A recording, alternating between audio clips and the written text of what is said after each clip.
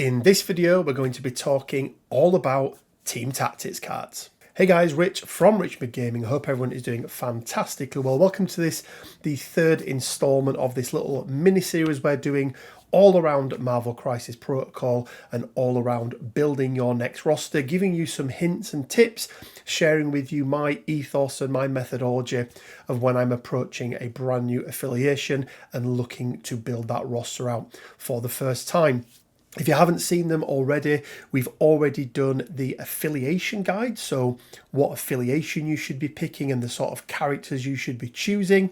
In the last video, we did a deeper dive into crisis card selection, and now we're at the last piece, which is going to be the tactics card selection. And a quick reminder, guys, that we are going to be finishing this video off next week with the final part of the series, where I'm actually going to be taking all of this methodology and putting it into building a roster of your choice. So let me know down in the comment section below which affiliation you would like me to pick, or maybe you just want to pick something at random. You say, Rich, I want you to do a control list or an aggression list or a very balanced list or a list with 2 leaders, whatever it may be, whatever suggestions you've got, let me know down in the comment section below. And with that out of the way, guys, let's jump in and let's start to talk about tactics cards. So, tactics cards, what are they? Well, they are these little things that we get in every single pack that we buy or every single box of Marvel Crisis Protocol. Some of them are reprints with some alternative artwork on there.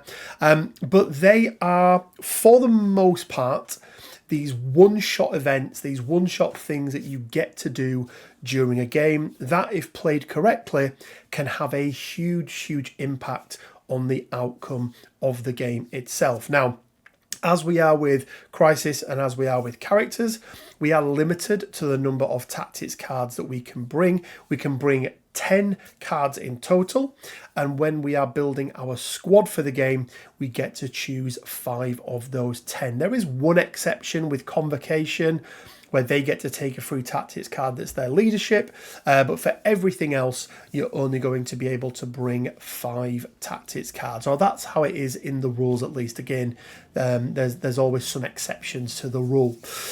So what do we want to start with? Well, I want to start and sort of talk about what makes a good tactics card, and I've put good in sort of commas there, if you like, because it's a little bit different for everybody.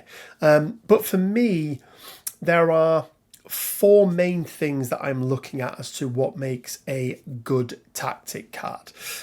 So what are those 4 things? Well, first of all is going to be the outcome of the card. What does the card do? And is what the card does something that I feel like I need in my roster? Is it a piece of tech that is playing against the current meta? Or is it something that I'm maybe lacking in my team? Now, the next thing is going to be consistency. Now, what I mean by consistency is, am I guaranteed for the thing to happen? Now, there may be some prerequisites that I need to achieve before the thing can happen. So that could be spending power, it could be taking some damage. There's a whole bunch of different things.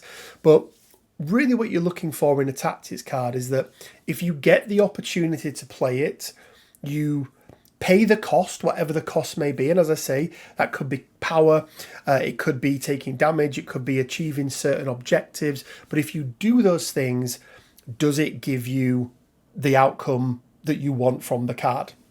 And typically, you want to be looking at cards that give you that outcome, and they are consistent in giving you that outcome.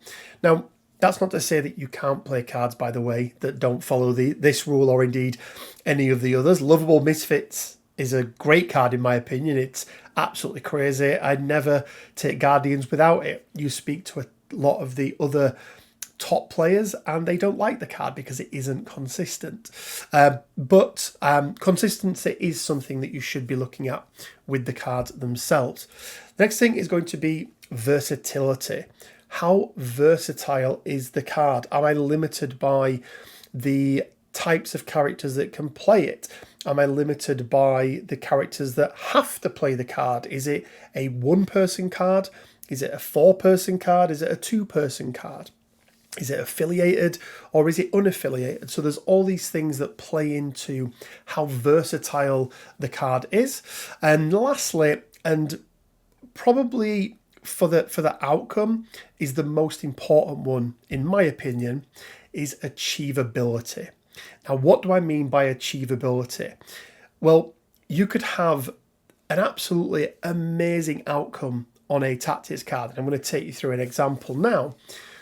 But if the ability to achieve that is so difficult and is something that can be undermined by your opponent very quickly because it's telegraphed, then for me it's less desirable. There's no point in having a card that can do something absolutely amazing, but it's almost impossible to achieve what it is you are trying to achieve and getting the outcome.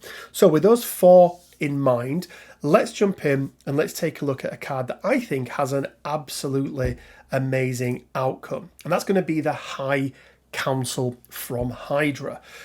So let's take a look and see what the outcome is. Well, if you go to the bottom of the card, you can see there it says place an unused character of threat value 4 or less from your roster within 2 of this character.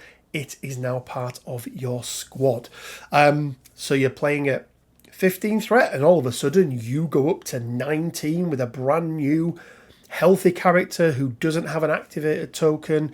That's a pretty significant outcome for any character and definitely for a tactics card. So what about consistency? And are there any variables in the consistency of us being able to get that 4-threat character? Well, if we take a look, if all of the following conditions are met simultaneously, an allied Hydra character may play this card. So it may seem a little bit strange, but in my mind, that is a consistent card. I don't need to roll the dice to achieve it or anything like that. If I do what it says on the card, I get the outcome. That again is pretty darn good. Now let's take a look at the versatility. And this is where, with this card, for me at least, it starts to peter off a little bit with that amazing outcome, and it becomes that little bit more difficult. So you can see that we are forced into playing 4 named characters: Johann Schmidt, Arnim Zola, Wolfgang von Strucker, and Helmut Zemo. Now I would argue that this card has actually become a little bit more versatile in the fact that we now have 3-4 versions of Red Skull, something like that.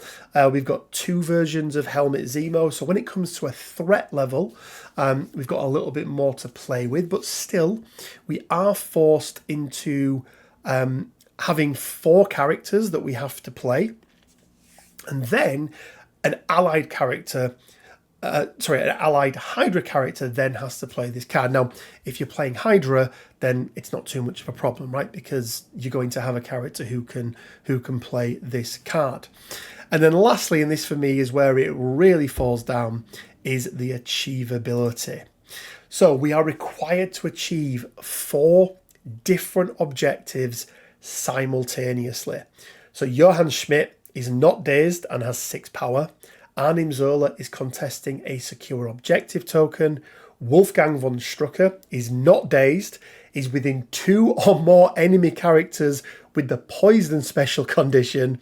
And then Helmut Zemo has dazed or KO'd an enemy character this round. So that's 4 things that you need to be able to achieve. And a number of those are in the player's control to some extent, right? Johann Schmidt, you could just choose to not spend any power on anything with him. So getting to 6 power or more is fairly easy. Arnim Zola contesting a secure objective. If he's on the back point, and you've brought another card like Indomitable or something like that stops you being moved, then yeah, that's possible. Wolfgang von Strucker is not dazed and is within 2 or more enemy characters with the poison special condition. Well, this gets a little bit more difficult. because there are things that your opponent can do there. They can remove the poison, right? That's one of the easy things that they can do. They can move their characters is something else that they can do very, very easily. And then lastly, Helmet Zemo has dazed or KO'd an enemy character this round. Look, Helmet Zemo is pretty damn good at killing things, but it isn't something that's guaranteed that you can achieve.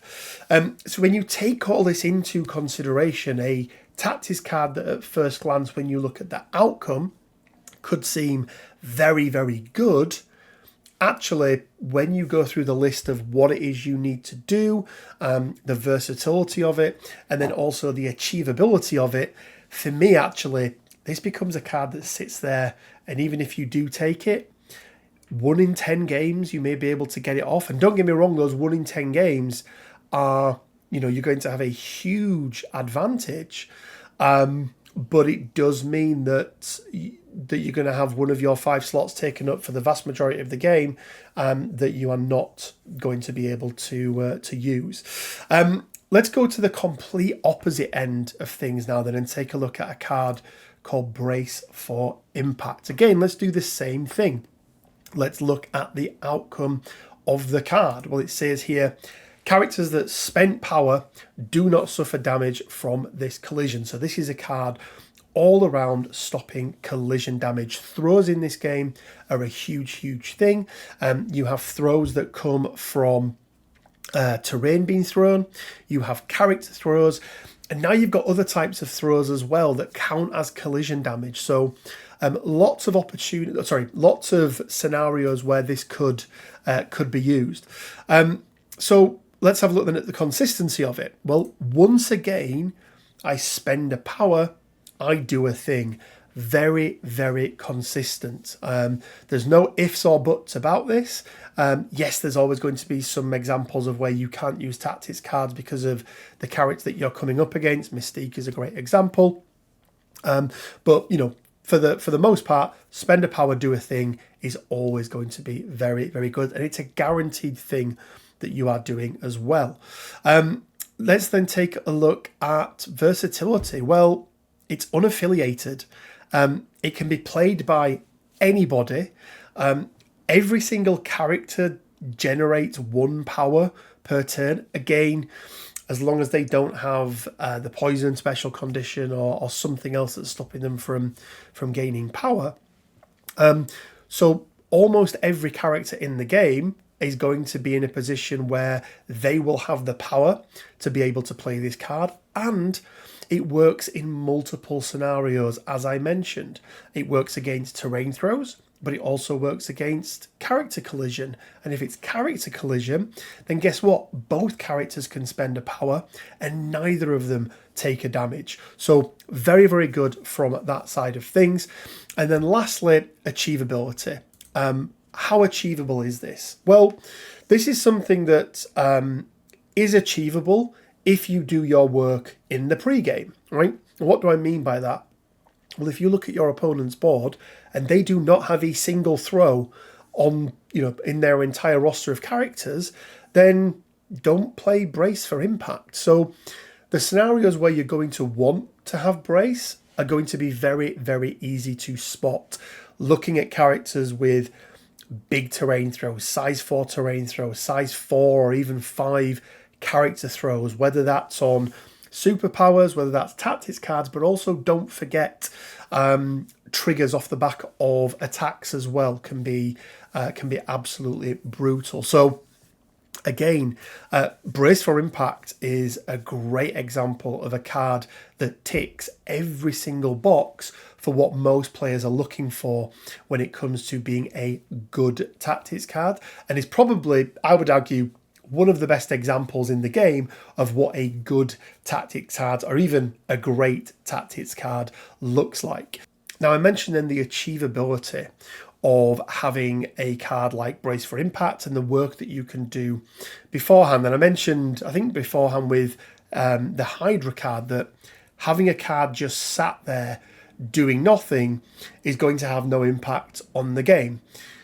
Well, actually, that's not always true. And the next thing I want to get into is the psychology of tactics cards, because even when they are sat on your little roster or in your squad, you're not using them, there are some tactics cards in this game that can have a huge impact on the decision-making process that your opponent goes through. So what do I mean by that? Well, let's start and take a look at a little card called Deception, the bane of many people's life for a long time.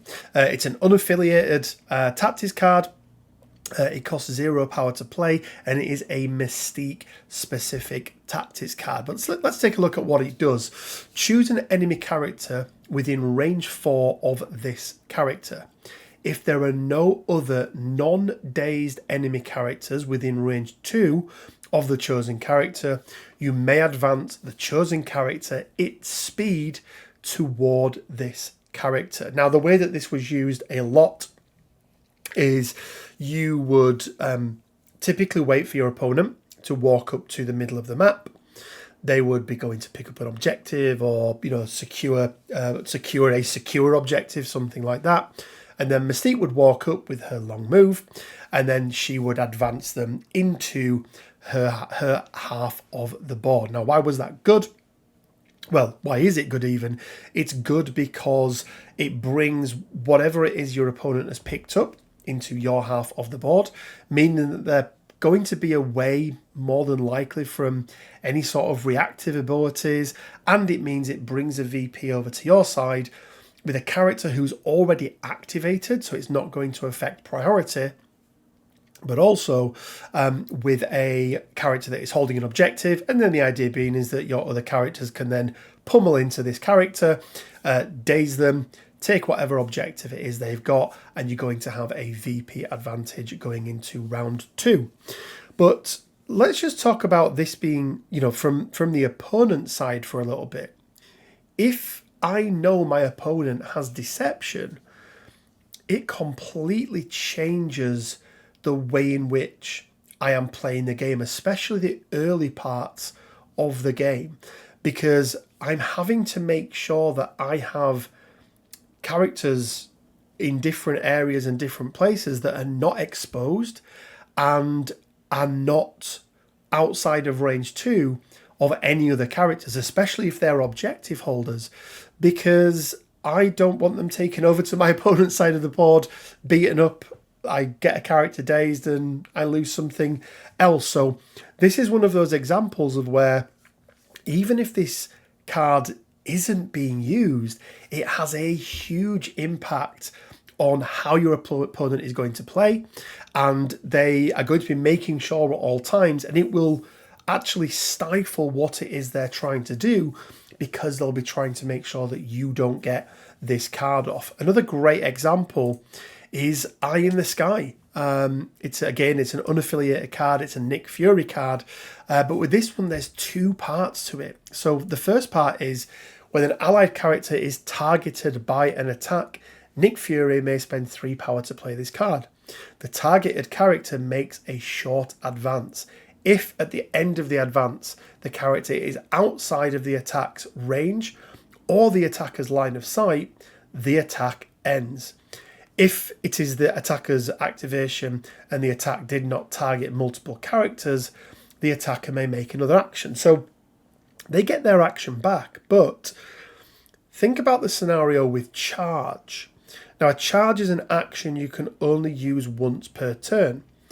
If you charge into an opponent and then you're getting ready to do a big attack, or even any attack, or maybe you've got something like Best at What I Do with Logan, where it's like a pseudo charge, but you get some extra bits on top of there.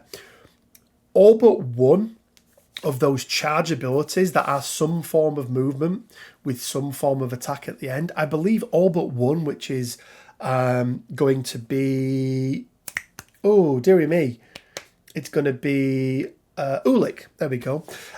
They are all use only once per turn. So even though you get your action back, you don't have the ability to use that attack again or use that ability again. They also cost power. You do not get your power back. If you spend 2 to make that charge and then your opponent moves out of range, then they're not going to be able to get the power back. So they not only lose the power, but they lose the ability to make a charge. So again, it really plays into the psychology of it. It almost makes it where characters don't want to use the charge and they have to play around it. So maybe rather than being able to do a charge and then a double tap, what they do is move, get to within range for the attack, make the attack, wait for you to move, and then charge. But you're halving the amount of damage, or statistically halving the amount of damage that they're doing, because they're only getting to make one attack on you, effectively negating how good that charge is. And then the other side of this card is, if your squad is using the shield affiliation, return this card to your available team tactic cards during the cleanup phase. This card may be played again this game. So with this one, it's not something that's going to be happening once. It's going to be happening multiple times throughout this game. So the impact it has is, you know, they may be looking at a Nick Fury and going, oh, Nick Fury's on 2 power and I kind of want to attack him. But if I don't do enough damage to daze him and I leave him on 3, I'm going to be turning this card back on. There's all sorts of different scenarios where this card plays in. So even again, just sat on the table, actually never been played, this is another card that can have a really, really big impact. And there's so many others in this game that do that as well. So worth keeping an eye out for and worth understanding what these cards do from an opponent side of things, so you can make sure you've got a game plan to be able to try and negate what it is they're going to do. Okay, so let's actually get into some more of the tactics card themselves and my kind of decision-making process, taking all those things that I've just gone through. Well, let's first of all start and take a look at the different types of tactics cards. And the way that I've ordered these is in my order of priority. So what do I mean by that? Well, you know, you get to choose 10 and there's going to be some cards that you want to take. So for me, the first cards that I always look at are going to be my affiliated team tactics cards. What tactics cards do I have in my affiliation? Because the chances are is that these are going to synergize very, very well with those affiliated characters that you are taking. They could even be as impactful as you are building your entire game plan around one card, Spirit of Wakanda, I'm looking at you. But generally, when it comes to choosing your tactics cards, you want to be looking at affiliated tactics cards first. I also want to note as well, just while we're on the order of things, the release order of these videos is also the order that I do things when I'm choosing. So I choose my characters, I choose my crisis, and then I choose my tactics cards, because again, that can have a big, big impact. Next up is going to be restricted cards. Yes, guys, before character, before neutral, you want to be looking at restricted cards. You already know the characters you're bringing. You already know the crisis that you're going to be playing. And the reason I say go to restricted first is there's only a limited number of these, right? And there's a reason they're restricted. They're very, very good. So go to your restricted cards for next and take a look at them. Next up is then going to be your character cards. What tactics cards are an absolute must to take with a particular character, from taking them to a mediocre character up to an A tier and S tier character? Something like Deal with the Devil on Ghost Rider, for example, is a great, great example of a card that I think is pretty much stapled to the original Ghost Rider. There's many others as well. And then lastly is going to be your neutral cards. So those cards that can be used by anyone. And you always want to make sure you've got at least a couple of these in there to make sure you've got enough versatility in your list. But we're going to go through each of these in turn. So let's start out then with affiliated tactics card. Now, I'm not going to do too much of a deep dive here, guys. What I am going to do is put a little link up this side here to a breakdown where I ranked, or not ranked, but I chose my favorite affiliated tactics cards from each affiliation. Go and watch that video if you want a deeper dive. I go through my reasoning behind cards that I like, cards that I dislike, cards that I think are a must take. So if you want a deeper dive into affiliated tactics cards, wait till you finish watching this and then go watch that video, and it will give you some idea of the best tactics cards for your given affiliation. Most of them are fairly obvious. So let's then jump into restricted cards. Now, they are restricted. What are the restrictions of a restricted card? So, you can have a maximum of 2 restricted cards in your roster and squad. Now, it's worth noting that whilst right now in the game, the only restricted cards are actual tactics cards, in previous editions, or not editions, but in previous renditions of the game, should I say, we have had crisis cards that are restricted, and we have had gems that are restricted. So it's worth noting that it's combined. So you can't have 2 tactics that are restricted, 2 crisis that are restricted, and 2 gems that are restricted. You can only have 2 across the board. So just wanted to put that out there. So, what are these restricted cards and why are they so good? Well, there are 6 restricted cards that are also unaffiliated, and they are what I would call neutral cards. So that's going to be Indomitable, Brace for Impact, Disarm, Advanced R&D, Patch Up, and Sacrifice. Now, you will notice that example I gave you with Brace for Impact, all of these cards follow that exact same step-by-step, being fairly good.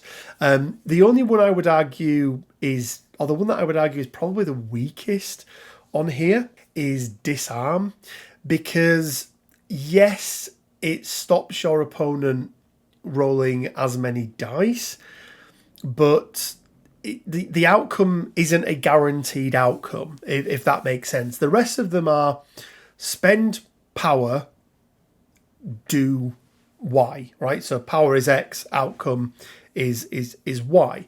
And they're all consistent, right? They all do exactly what they say on the tin. Disarm does what it says on the tin, which is the enemy character rolls 2 fewer dice on all attacks this round. But 2 fewer dice doesn't mean that they're not going to be as deadly, because dice can spike, crits happen in this game. So for me, of the 6, Disarm is probably the weakest. But there is one other tactics card, and it's a tactics card that we've gone through already. And I mentioned it was the bane of many MCP players' life. And the way that they have made this card less prevalent in the game is by restricting it. And that's going to be Deception. Now, Mystique was everywhere. Up until this card was made restricted, the Mystique was absolutely everywhere. She was splashed almost everywhere, and everyone took Deception with her. Now, you still see it a bit, but you don't see it as much. So, AMG use the restricted cards as a way of being able to mitigate some of these super, super powerful plays that you see. Expect in the not too distant future to see cards like Eyes on the Prize, that again is splashed everywhere with Bill plus a couple of other characters, but expect that is also a card that will be put into the restricted list, and there's probably a couple of others out there as well. But where do you start? Which of these cards should you be picking? Well, obviously, if you're playing Mystique, then you probably want to play Mystique. But for me, the best starting point, I would say, to any player is Brace for Impact, Patch Up. These, for me, are 2 of the most impactful, or maybe the most 2 impactful cards in the restricted list. They do what they say on the tin. It's achievable, and they're a really, really good starting point.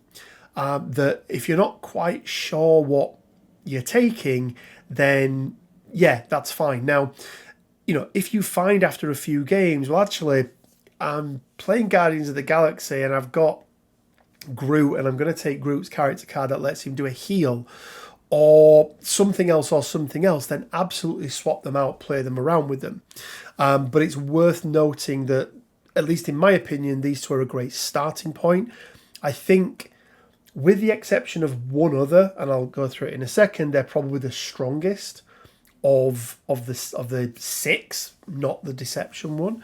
But the other one I want to talk about is advanced R&D, because this can be the strongest if you have the right way of being able to set this up. So advanced R&D, what does it do? Why is it good? Well, during its activation, a character may spend up to 5 power to play this card. And then for each power played, choose one other allied character and give them 1 power. So if you spend 4 power, you can choose 4 characters and give them a power each. It's pretty darn good. Now, why is 1 extra power so impactful, you might ask, Rich? Well, 1 extra power is really impactful because a lot of characters in this game, they're good abilities. They're kind of abilities that you want access to early doors, have a almost a gate put before them. So most charges on characters that generate 1 power are going to cost 2 power.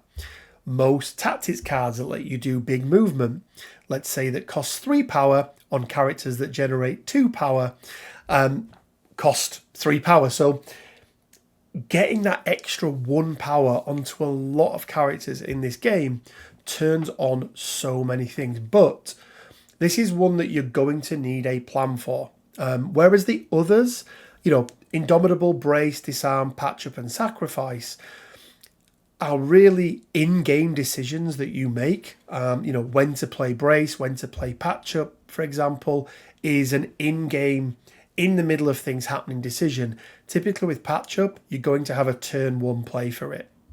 And whether you have priority or not can really affect whether you choose to take advanced R&D. But you're looking at characters like Lockjaw, any other characters that can generate power, that can then distribute it out very, very easily, alongside characters who can benefit from that extra power. So, yeah, take a look at the restricted cards. Remember, you can only take 2. But for me, Brace and Patch Up are a great starting point. If you've got the tech, advanced R&D, or any of the others. Disarm for me is the weakest. Indomitable is okay, but I'd rather take a Brace than an Indomitable. And Sacrifice can be really, really good to protect bigger characters, but it does have some downsides as well. That's going to be all for restricted cards. Now let's jump into character cards. Character cards in this game are so cool. They can be so impactful. I mentioned earlier, Deal with the Devil was the example that I showed up. The card that is glued to Ghost Rider if you take him. Bring Ghost Rider back to life. It's so impactful in the game. There's great healing cards out there. There's great tech cards out there. Mystique's Deception is a character card. And there are just so many really, really good examples that are in this game. And for me, these are generally the cards that kind of epitomize those big comic book moments. So let's take a look at Heroes for Hire, for example. An allied character is targeted by an attack and is within range 3 of an allied Luke Cage and or an allied Iron Fist. The allied character may spend 2 power to play this card. Place an allied Luke Cage or Iron Fist that is within 3 of the allied character within 1 of the allied character. The player's character becomes the target of the attack. After the attack is resolved, if the player's character is not dazed and the attacking character is size 3 or less, you get to throw the attacking character away. It's so cool, right? Heroes for Hire. Somebody else on the board has hired them. They bring in Luke or they bring in Iron Fist. They take the punch for them. And then at the end of it, as long as you're not dazed, you get to throw them away. It is a great big comic book moment that can actually have a very, very big impact on the game. And there are so many examples of cards like this. If you want me to do a breakdown of the best character tactics cards, let me know down in the comment section below. I'd be happy to do one, give you my thoughts on which ones should be stapled and which ones should be thrown in the bin. I'd be happy to do so. But for every Heroes for Hire, you then get a card that, whilst is thematic, it's really nothing more than that. Fearful Symmetry. When Craven the Hunter KOs an enemy Peter Parker, if there is no Peter Parker in your squad, Craven the Hunter may play this card. Craven the Hunter transforms into Spider-Man Peter Parker. Replace Craven the Hunter's stat card with Spider-Man's stat card with its healthy side up. Remove all damage, power, special conditions, objective tokens, and effects from Craven the Hunter to Spider-Man. And Spider-Man is now part of your squad. I mean, don't get me wrong, right? The comic book run Fearful Symmetry, where Craven takes over the mantle of Spider-Man. This is a really cool thematic card. Let's just go back and remember those first things. First one, Outcome. You don't really want to be original box Spider-Man. Like, he's not very good. I'd argue Craven is probably a better character, because it is Spider-Man and not Amazing Spider-Man, and it is Peter Parker, so not Miles Morales. The versatility in this card is you have to have Craven and you have to be playing against Peter Parker.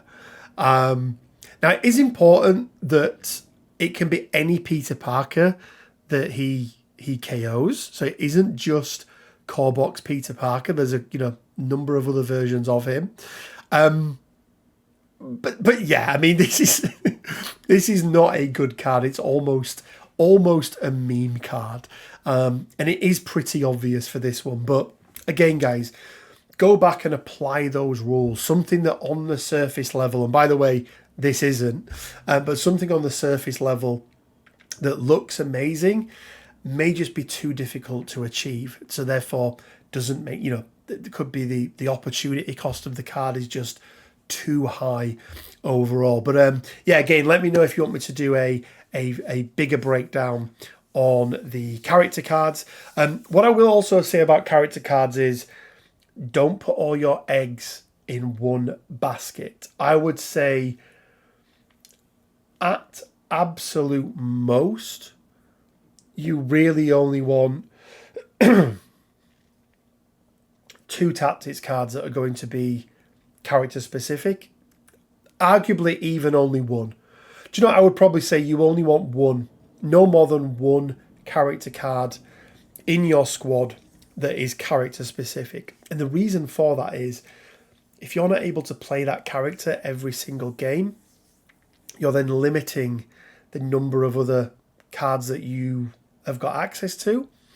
But also, if you do play that character, you almost feel compelled to play both, and they then become a target. And if you don't get to play the cards before that character is KO'd, then you've lost 2 tactics card slots. So yeah, I would say only play a maximum of 1 character card per character in your squad. Okay, so let's move into the final set of cards, and that is going to be the neutral cards. These are unaffiliated cards that can be used by anybody. So they're not character specific and they are not affiliated to a given affiliation. And these are cards that are becoming less and less common in the game. We had a lot of them taken out of the game in the last rotation.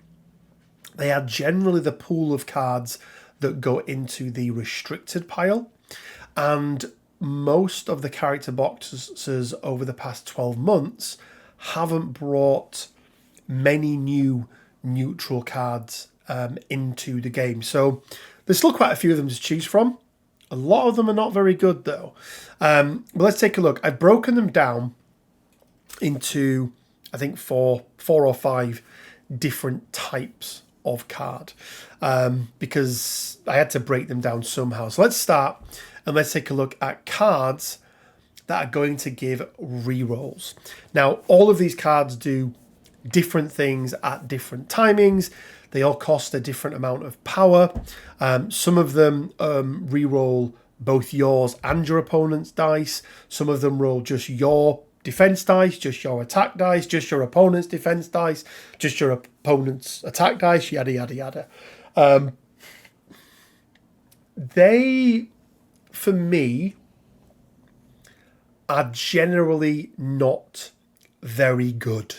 They're generally not very good. Now, where they can come into play is when you've got a big character and they have taken a big hit from another character who's spiked, and you've got a Hulk who's going to be one shot or something like that, or not one shot, but has 10 health left. You've whiffed, and your opponent has done, has 10 successes somehow. It is possible. I've seen it. Then these can, in a pinch, come into play. And if I had to choose one of these, then I would probably be choosing Recalibration Matrix. So this is the one that when an allied character is attacking or defending, so a little bit of versatility there, before the calculate success or failure step, at the end of the modified dice step of the attack. So once all other modification has taken place, and that's really important, you may spend 3 power to play this card.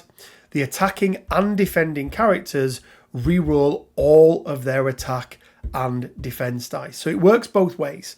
So if you've done a big attack, if you've rolled, I don't know, a Helios laser beam into a incinerated Hulk on 2 dice, and he's rolled 2 crits into 2 blocks, and you've rolled 25 dice and whiffed, it can be really good, or the other way around as well, like I mentioned. So if you were going to take one, this would be the one I would take.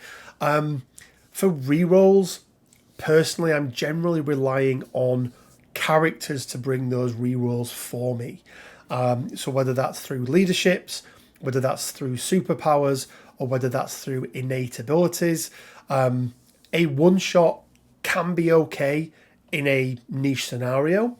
But this is one of those cards that could be sat there and you don't get to use it, which could be a good thing because it means that you've not had a whiff and your opponent hasn't had a huge spike. But if you are going to take a card like this, I would choose Recal, and I would only ever recommend taking one of these cards. Right? You don't need to take multiple of these cards. Okay. Next up, we're going to take a look at cards that are going to provide some form of movement. And again, this was an area where there was a lot of other cards in there that allowed you to move and get a free movement, essentially, predominantly on your activation. Most, in fact, all of those cards from a neutral perspective have been removed from the game. Whether it gave you access to a long move, there was one call, I can't remember the name of it now, but it gave you wall crawler and a short move as well. They've all been removed. So if you take a look, all but one of these cards are going to be reactive. So 3 of them are going to be all around when your character is part of an attack and your opponent is attacking you. So Warpath, basically this allows you to advance short towards the character after an attack is made. So that's kind of it, right? It's we've seen it before on characters like Bill. So after an attack that damaged an allied character is resolved, the damaged character may spend 1 power to play this card. This character may advance short towards the attacking character. Why would you want to use that? Well, it lets you get into, let's say that you've got something like Martial Artist, and they're outside of 2. That can be quite good. Or let's say you want to get in range of another character who can then do something else to boost your dice, maybe give you a bodyguard or something like that. So there's some niche scenarios where it can work. Fallback is going to be a similar thing, but rather than advancing towards the attacker. Before damage is dealt, you get to advance away. Now, there's two things here. Why is it important that it's before the damage? Well, it means that if you are holding an objective, you then get to move away from the opponent, meaning that the chances are they're not going to be in range if you drop your tokens. And because it happens before damage is dealt, you get that window of opportunity. Again, it also means that you can get into a better position, or if your opponent just has short range attacks, they're not going to be able to double tap you, so mitigating that second attack that they can make. Escort to Safety is quite a cool little card. When an enemy character targets an allied character, another allied character within 3 of the target character may spend 3 power to play this card. Push the targeted allied character towards the other allied character's short. If at the end of the push, the targeted character is outside of the attacker's range or line of sight, the attack action ends. If it is the attacker's activation and the attack did not target multiple characters, they make another attack. They make another action. So very, very similar to Eyes on the Prize in the way that it works. The difference here is that it is a push, and B, it's not a recyclable card. So this is kind of the one-shot version of Eyes on the Prize. But it's a pretty good card, to say the least. And then last we've got Face Me, which is the only one of these that is going to be active. During an allied character's activation, it may spend 3 power to play this card. Choose an enemy character within 4 of this character. Advance the enemy character, its speed towards this character. After the advance, the chosen character's controller may make 1 attack with the chosen character. There's some niche scenarios where this can work, but if I'm being brutally honest, I'm not a fan of it. Really not a fan of it at all. Giving your opponent a free attack isn't great, and unless you've got something that's going to be triggering them, maybe you've got tricks and traps and they're on 1 health or something like that. But yeah, I'm not a fan of this card. Of these 3, probably my favourite is going to be Fallback. I think it's a very, very solid card. Escort to Safety is really good, but costing 1 power more makes it that little bit harder, and you are reliant on another character being within range 3. Now, the upside is that they just don't get to make the attack potentially, but for the cost and for what it does for me, if I was to choose one of these kind of ignore Face Me but kind of defensive reactive things, then Fallback would definitely be the one. Okay, let's talk about attrition-based cards. So each one of these cards is going to be spend a power and then gain some extra dice, basically, based on whatever it is. So very, very attrition-focused. I'm not going to go through each of them in turn. All of them but one, in my opinion, are not worth taking. The cost of the card. So there's 2 reasons. First of all, the cost of the card versus what you get, I don't think is typically good enough. Secondly, the outcome. And when we spoke about outcome, and I spoke about how Disarm was my least favourite restricted, I actually don't think it should even be a restricted card. I don't think it's worthy of it. This is the same but in reverse. So you get extra dice, right? Good. Extra dice be good. But you're taking up a slot, and then a slot of your tactics cards, and then you have to spend power on the card, power that could be spent on something else, like a throw or something like that. And then there's no guarantee that the dice that you are rolling are going to be any better. You could whiff. I've seen 10 dice attacks do absolutely nothing. And yes, you could take a recalibration matrix and add that in there, but then you're spending 6 power, taking up 2 of your slots, and the opportunity cost just gets far too high, in my opinion. Now, there is one different card, or one of these that I say doesn't fall into the same 3 categories, and that's going to be Smash. But this is exclusively for characters that are size 4 or higher. If the active character is within 1 of an interactive terrain feature that is a smaller size than they are, they may spend 2 power to play the card. If the terrain feature is destroyed and removed from the battlefield, add a number of dice equal to the active character's...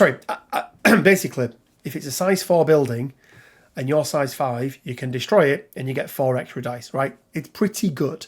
There's also some really nice play with some other things, but that's the only one, right? That's the only one of these that I would say is worth taking. And it is only on things like Dormammu, Sentinels, maybe at a push, a Hulk.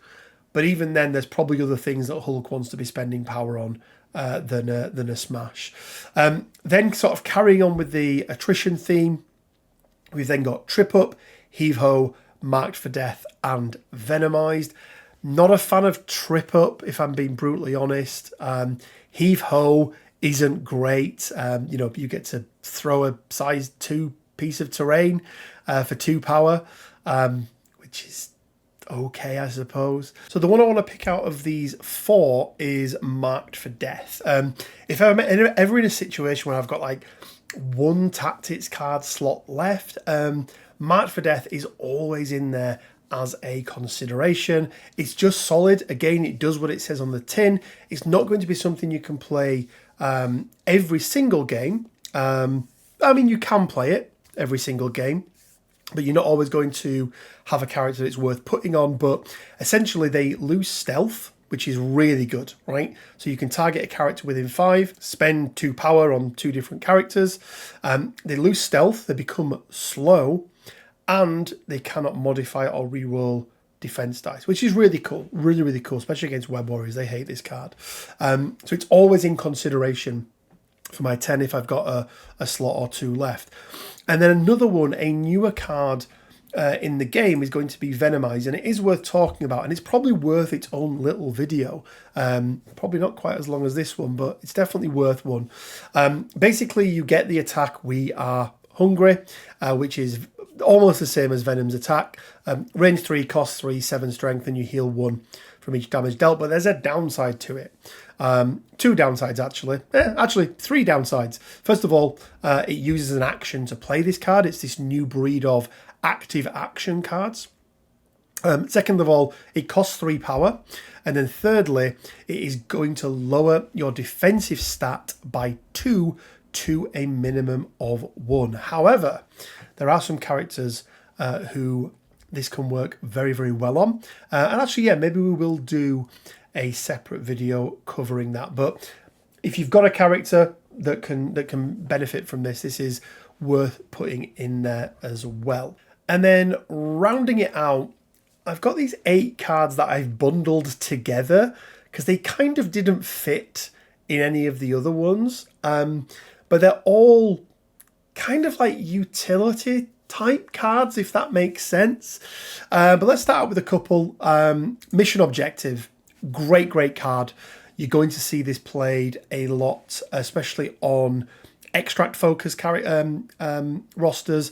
I take it a lot in mine. Essentially, when a character would drop a asset or civilian token, typically because they've been dazed, they're going to spend 2 power, and they are going to be able to hand it off to any other character within range 2, which is nice. Worth noting, if it's hammers, it's going to cost 3 because of the hammer tax.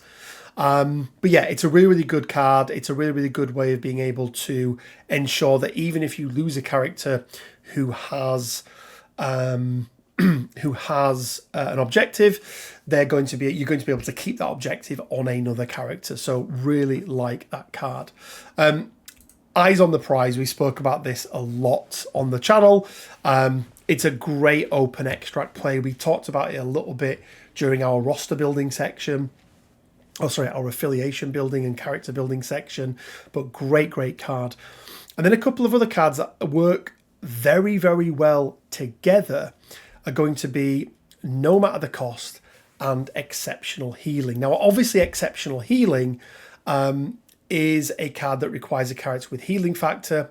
But the nice play with this is you can have a character that can use no matter the cost, turn 1, to be able to reduce the cost of what it is they're looking to try and do.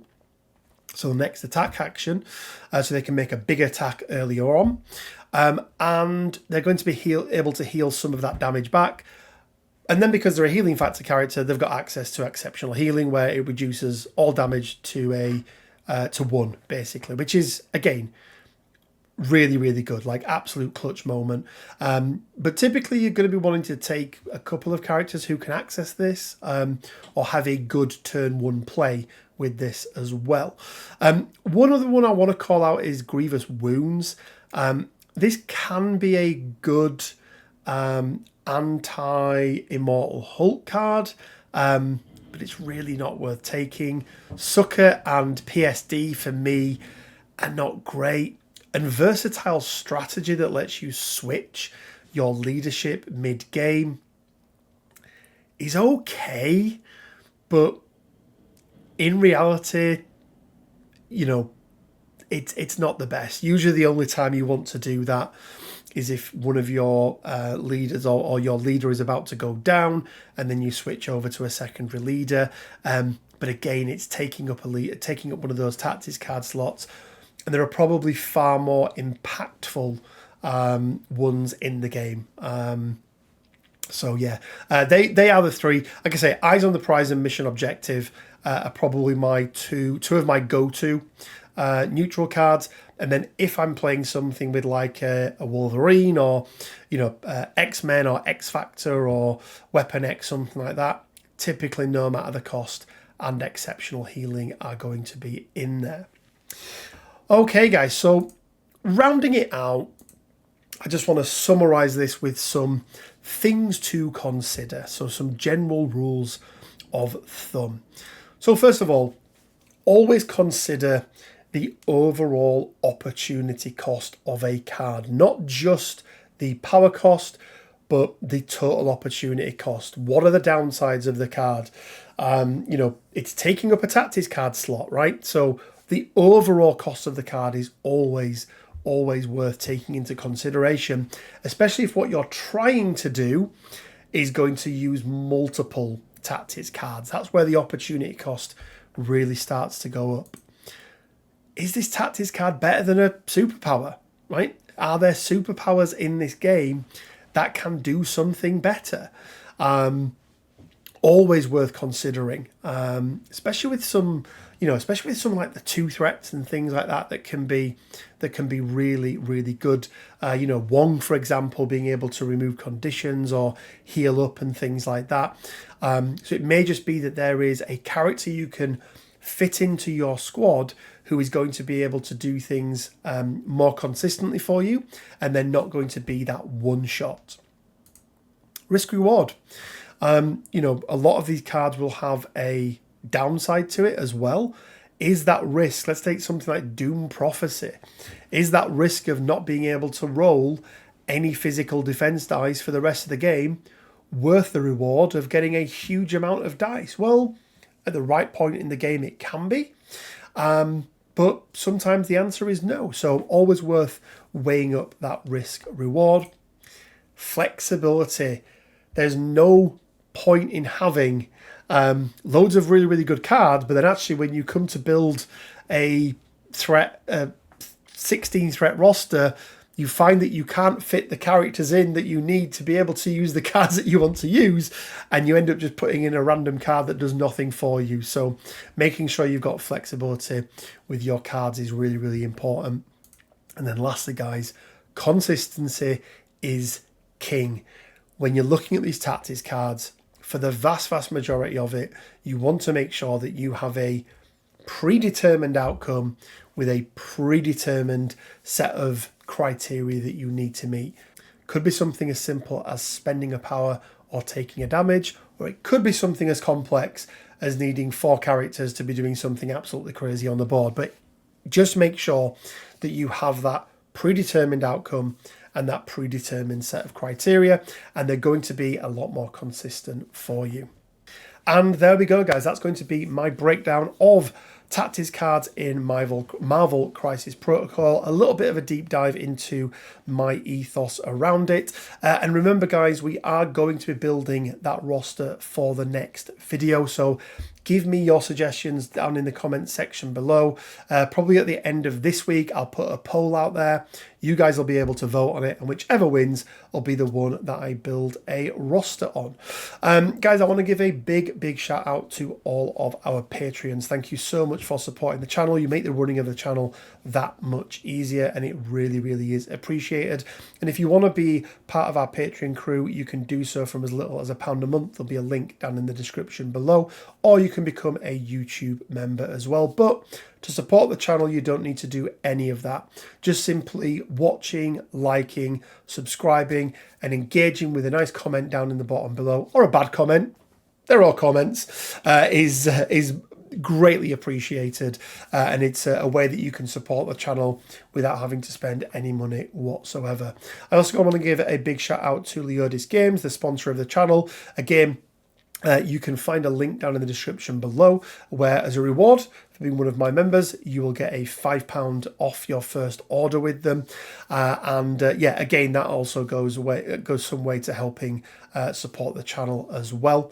Head over to the Discord, guys. It's where we do all things MCP, Shatterpoint, plus a whole bunch of other stuff as well. And as always, guys, it leaves me with just enough time to say stay well, keep safe, and until next time, bye for now.